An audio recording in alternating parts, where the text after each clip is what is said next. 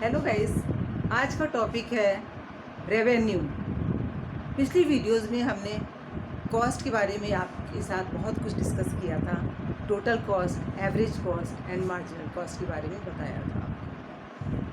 इसके बाद हमने एमसी और एसी में संबंध भी बताया था। जब उत्पादन किया जाता है तब तो कॉस्ट की बात की जाती है, लेकिन जब उस उत्पादन को बेचा जाता है तो रेवेन्यू की बात आती है। तो आज हम वही रेवेन्यू का चैप्टर आपको पढ़ाने जा रहे हैं। रेवेन्यू को हिंदी में कहते हैं आय। रेवेन्यू क्या होती है? कोई भी उत्पादक अपना उत्पादन बेचकर जितनी धनराशि प्राप्त करता है उसे कहते हैं रेवेन्यू, यानी कि आय। उत्पादक उत्पादन क्यों करता है? बेचने के लिए करता है, जिससे बेचकर उसको मुद्रा प्राप्त हो। तो वो अपने उत्पादन को बेचकर जो धनराशि प्राप्त करता है वही उसकी आय होती है, यानी वही उसकी रेवेन्यू होती है।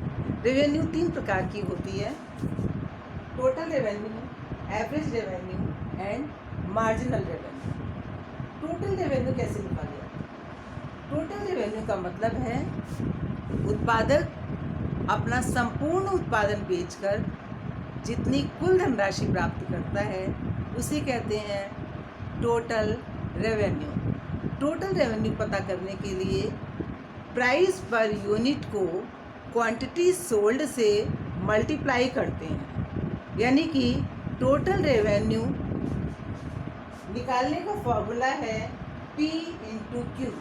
इसमें P है प्राइस पर यूनिट और Q मतलब है क्वांटिटी सोल्ड। तो इस तरीके से टोटल रेवेन्यू निकाली जाती है। नेक्स्ट आता है एवरेज रेवेन्यू, औसत आय। एवरेज रेवेन्यू का मतलब होता है पर यूनिट रेवेन्यू, यानी प्रति इकाई आय। हमेशा याद रखिए बच्चों कि प्रति इकाई प्रति इकाई आय के बराबर प्रति इकाई कीमत होती है, यानी AR और प्राइस दोनों बराबर होते हैं। एवरेज रेवेन्यू निकालने का फॉर्मूला है total revenue upon quantity sold, यानी कि जब हम उत्पादन की कुल रेवेन्यू जब हम टोटल रेवेन्यू को क्वांटिटी सोल्ड से डिवाइड कर देते हैं तब हमें एवरेज रेवेन्यू प्राप्त होती है। यानी कि जब हम कुल आय को बेची गई इकाइयों से डिवाइड करते हैं तो औसत आय पता लगती है। औसत आय निकालने का फॉर्मूला है AR बराबर TR अपॉन Q। TR है टोटल रेवेन्यू और Q मतलब है क्वांटिटी सोल्ड। अब तीसरी प्रकार की आय आती है मार्जिनल रेवेन्यू। मार्जिनल मतलब होता है अंतिम। मार्जिनल रेवेन्यू पता करने के लिए हम वस्तु की एक इकाई और बेचते हैं। जब वस्तु की एक इकाई और बेची जाती है तो टोटल रेवेन्यू में वृद्धि हो जाती है। तो टोटल रेवेन्यू में जितनी वृद्धि होती है उसे कहते हैं मार्जिनल रेवेन्यू। जैसा कि इस फॉर्मूले में दिखाया गया है, MR बराबर TRN minus TR dash N। इसमें TRN क्या है? कुल उत्पादन की बिक्री से प्राप्त आय। जितना कुल उत्पादन है उसको बेचने से जो आय मिल रही है वो कहलाएगी TRN। और TR डैश 1 क्या है? TR डैश N क्या होता है? जब हमें मार्जिनल रेवेन्यू पता करनी होती है तो एक इकाई और बेची जाएगी। एक इकाई जब और बेची जाएगी तो टोटल रेवेन्यू में वृद्धि हो जाएगी। टोटल रेवेन्यू में जितनी वृद्धि होगी वो होगी सीमांत आय, मार्जिनल रेवेन्यू, यानी कि TRN है कुल उत्पादन को बेचने से मिलने वाली आय, और TR डैश N का मतलब है कि पहले जितनी टोटल इनकम हो रही थी। TRN मतलब कि जो आय टोटल मिल रही है, जब एक अतिरिक्त इकाई का उत्पादन हमने किया है तब जितनी आय में वृद्धि हुई है तो वो टोटल आय जो हो गई है उसे कहेंगे TRN और TR-N का मतलब है उस अंतिम इकाई से पहले जो टोटल रेवेन्यू थी वो। तो TRN जब एक अतिरिक्त इकाई और बेची गई तो टोटल रेवेन्यू बढ़ेगी, दैट इज कॉल्ड TRN। और जितनी पहले बेची जा रही थी उत्पादन की मात्रा, उसको बेचने जो आय मिल रही थी वो TR-N होगा। तो TRN ज़्यादा होगा, जब एक इकाई और बेची गई तो टोटल रेवेन्यू ज़्यादा मिलेगी, है तो जितनी ज़्यादा टोटल रेवेन्यू होगी उसे कहेंगे, क्या कहेंगे उसे, मार्जिनल रेवेन्यू। यानी कि मार्जिनल रेवेन्यू पता करने के लिए एक इकाई और बेची जाती है और उस अतिरिक्त इकाई को बेचने से जितनी कुल आय में वृद्धि होती है उसे कहते हैं मार्जिनल रेवेन्यू। ये हमने 3 प्रकार की रेवेन्यू पढ़ ली, total revenue, average revenue and marginal revenue. अब हम आपको बताएंगे मार्केट, जहाँ पर उत्पादन बिकता है यानी कि बाजार। मुख्य रूप से 2 प्रकार के होते हैं।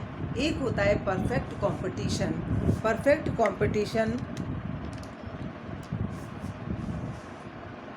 कंपटीशन यानी कि पूर्ण प्रतियोगिता। पूर्ण प्रतियोगिता में AR-MR रेखाएं किस प्रकार की होती हैं ये हम बताएंगे। इसको जानने से पहले ये जानना जरूरी है कि परफेक्ट कंपटीशन होता क्या है। परफेक्ट कंपटीशन उस मार्केट को कहते हैं जिसमें कि बहुत सारे विक्रेता होते हैं। विक्रेताओं की संख्या तो ज़्यादा होती है मार्केट में, लेकिन परफेक्ट कंपटीशन वाले बाजार में विक्रेताओं की संख्या बहुत ज़्यादा होती है और जो क्रेता विक्रेता होते हैं उन्हें मार्केट की पूरी जानकारी होती है। उनको ये पता होता है कि कौन सी वस्तु कहाँ किस कीमत पे बिक रही है और विक्रेताओं को ये पता होता है किस कीमत पे किस मार्केट में उनको सामान बेचना है। इसके अलावा परफेक्ट कंपटीशन की एक विशेषता और है कि पूरे मार्केट में वस्तु बिल्कुल एक सी बिकती है। एक सी बिकने का मतलब है इंटरनल और एक्सटर्नल दोनों ही तरीके से बिल्कुल एक सी होती है। देखने में भी एक सी होगी, उसका कलर, डिज़ाइन, रूप, क्वालिटी सब कुछ एक जैसा होता है। इसे कहते हैं समरूप वस्तु का उत्पादन होता है पूर्ण प्रतियोगिता में। जो वस्तुएं बिल्कुल एक सी होती हैं पूरे मार्केट में उसे कहते हैं समरूप वस्तु, होमोजीनियस प्रोडक्ट। इसके अलावा पूर्ण प्रतियोगिता की एक बहुत बड़ी विशेषता है कि पूरे मार्केट में समान कीमत होती है, एक कीमत होती है। उस कीमत का निर्धारण उद्योग करता है, मनमानी नहीं।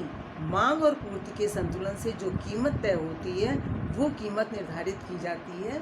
और इसमें क्या होता है, कोई भी नई फर्म प्रवेश कर सकती है उत्पादन करने के लिए, या हानि होने पर कोई भी पुरानी फर्म उद्योग को छोड़कर बाहर जा सकती है। तो ये था परफेक्ट कंपटीशन। इसमें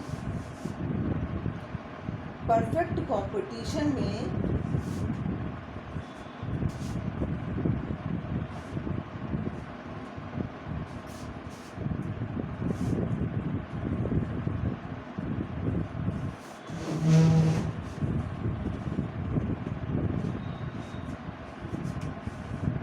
परफेक्ट कंपटीशन में एक टेबल से हम दिखाएंगे आपको, एक टेबल के द्वारा दिखाएंगे कि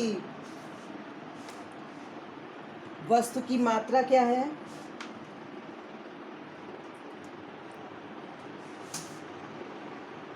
क्वांटिटी है 1 2 3 4 5, टोटल रेवेन्यू बराबर बढ़ती जा रही है। आप देखिए टोटल रेवेन्यू बढ़ती जा रही है। 25, 2 यूनिट का प्रोडक्शन करने पर 50, 3 का प्रोडक्शन करने पर 75, 4 का 100 और 5 यूनिट का प्रोडक्शन करने पर 125 लगातार बढ़ रही है, समान गति से बढ़ रही है। एवरेज रेवेन्यू कांस्टेंट है, यानी कीमत कांस्टेंट है। ये कीमत किसने तय की है? उद्योगपति ने तय की है मांग और पूर्ति के संतुलन से, इसलिए कीमत बराबर है। इसी कीमत पर सभी फर्में अपनी वस्तुएं बेचेंगी। कोई भी फर्म ऐसा नहीं कर सकती है कि अपनी बिक्री बढ़ाने के लिए कीमत को कम कर दे। ये मार्जिनल रेवेन्यू है। एक इकाई और प्रोड्यूस करने पर जितना प्रोडक्शन, जितनी TRI है, जैसे TR यहाँ पे है 25 और पहले थी TR,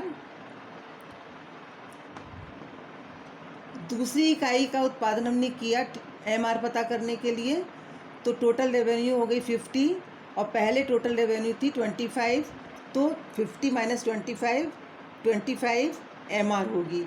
इसी तरीके से एक अतिरिक्त इकाई यानी कि तीसरी इकाई का जब प्रोडक्शन किया तो TR हो गई 75, जबकि TR पहले थी 50, तो 75 माइनस 50 बराबर 25। इसके बाद चौथी इकाई का प्रोडक्शन करने पर TR हो गई 100, जबकि इसके पहले TR थी 75, 100 माइनस 75 बराबर 25।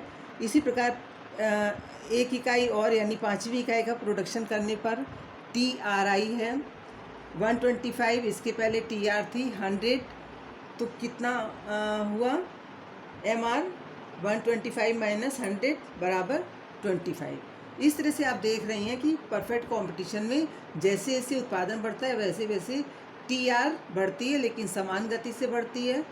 AR कांस्टेंट रहती है और MR भी कांस्टेंट रहती है, यानी AR और MR दोनों बराबर रहती हैं, जैसा कि इसमें दिखाया गया है, दोनों 25 के बराबर हैं।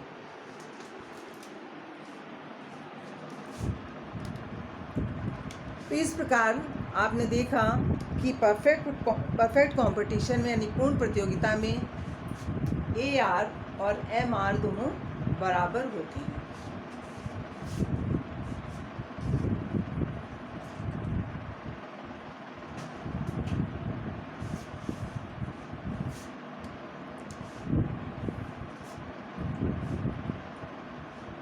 परफेक्ट कंपटीशन में हम आय रेखाएं आपको बता रहे थे AR MR कैसी होती है। तो परफेक्ट कंपटीशन में हमने देखा, टेबल से ये पता लगा और डायग्राम से भी हम आपको समझा रहे हैं कि AR MR बराबर होते हैं। आपने देखा ये है फर्म, ये है उद्योग।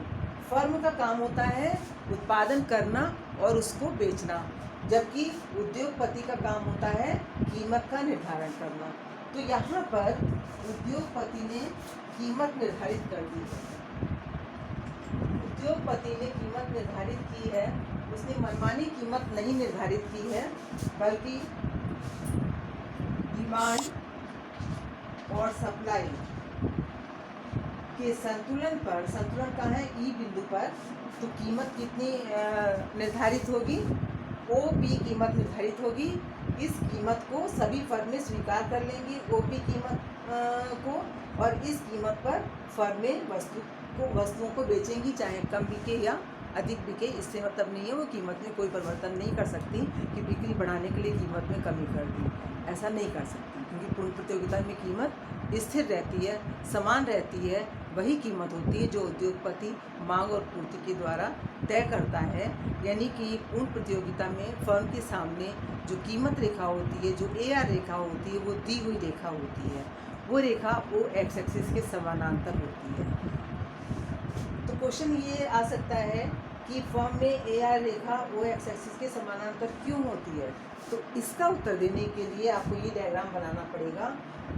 इसलिए होती फर्म की AR रेखा वो X एक्सिस के समानांतर इसलिए होती है क्योंकि उद्योगपति मांग और पूर्ति के संतुलन के द्वारा जो कीमत तय करता है, उसी कीमत को सभी फर्में स्वीकार कर लेती हैं अपनी वस्तु को बेचने के लिए।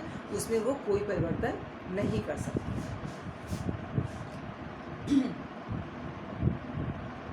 तो इस तरह से, और MR भी AR के बराबर होती है। MR AR के बराबर इसलिए होती है कि उत्पादक ने वस्तु की एक अतिरिक्त इकाई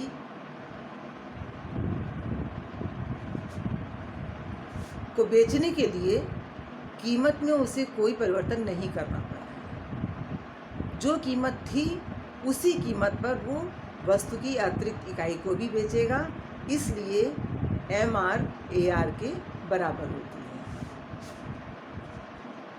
इसके बाद आता है इम्परफेक्ट कंपटीशन, यानी अपूर्ण प्रतियोगिता। अपूर्ण प्रतियोगिता एक ऐसा मार्केट है जहाँ पर विक्रेताओं की संख्या बहुत ज़्यादा नहीं होती है।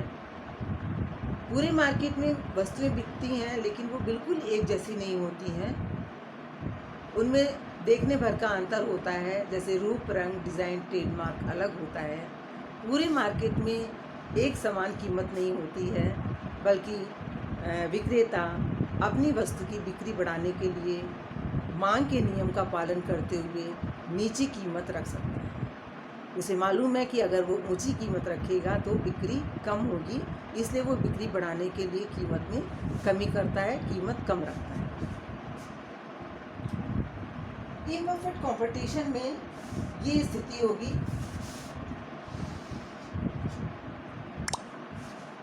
उत्पादन हो रहा है 1 2 3 4 5, टोटल रेवेन्यू है 15, 28, 39, 48, 55। जैसे जैसे उत्पादन बढ़ रहा है वैसे वैसे टोटल रेवेन्यू बढ़ती जा रही है।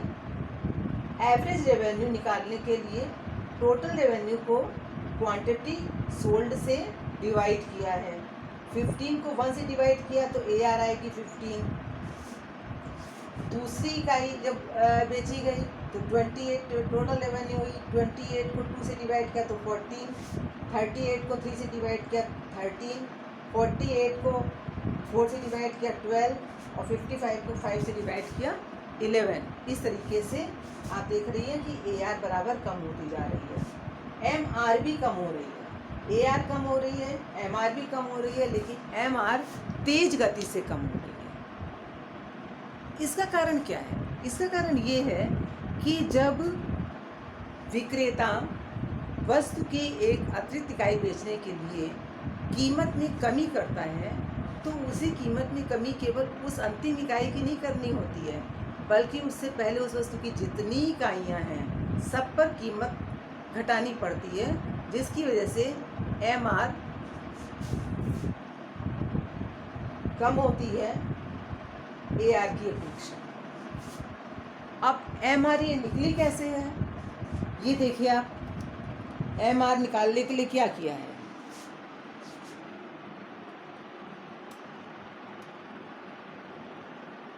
MR निकालने के लिए टोटल रेवेन्यू है 28 में से 15 माइनस किया तो कितना आएगा 13। 39 में से 28 को माइनस किया तो 11 आया। 48 में से 39 माइनस किया 9 आया। 55 में से 48 माइनस किया तो 7 आया। इस प्रकार जैसे जैसे बिक्री बढ़ती है वैसे वैसे टोटल रेवेन्यू बढ़ती है, एवरेज रेवेन्यू कम होती जाती है, मार्जिनल रेवेन्यू तेज़ी से कम होती है।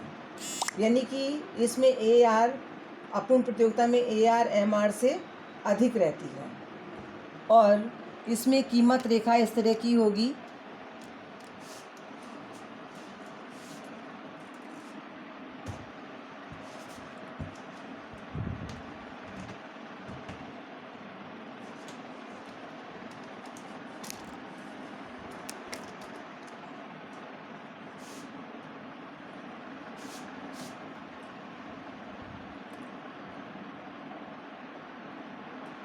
MR रेखा नीचे होगी, AR रेखा ऊपर होगी।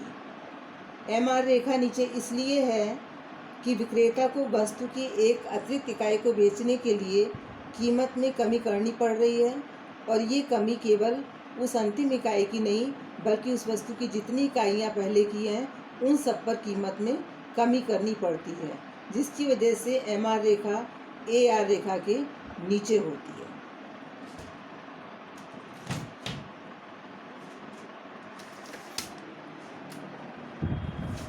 इस प्रकार बच्चों आपने देखा कि अपूर्ण प्रतियोगिता में AR MR रेखा की आकृति पूर्ण प्रतियोगिता से भिन्न होती है। इसकी वजह ये है कि अपूर्ण प्रतियोगिता में कीमत फर्में तय करती हैं, विक्रेता तय करता है, कीमत दी हुई नहीं होती है। बिक्री अधिक करनी है तो कीमत घटाता है, वो कम रखता है। उसे मालूम है कि ऊंची कीमत रखने से बिक्री जो है वो कम होगी।